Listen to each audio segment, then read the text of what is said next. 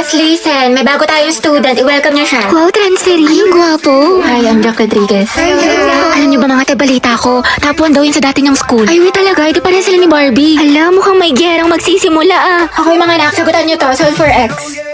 Ate ko, bubo ko sama. Diyos ko, ako din te. Kaya na yun ni Barbie. Ma'am, X is equal to 3. Tama. Very good, Mr. Rodriguez. Grabe, ang bilis din niya magsagot parang si Barbie. True. Te, anong score mo sa quiz? Siguro ikaw na naman highest. 24 over 10. O diba, pasabog ka talaga te. 20 lang ako. Amen. Guys, na-perfect ni Jack yung quiz. Ay, Jack, ang galing mo naman. Prayer reveal. Kaya nga, ano sikreto mo?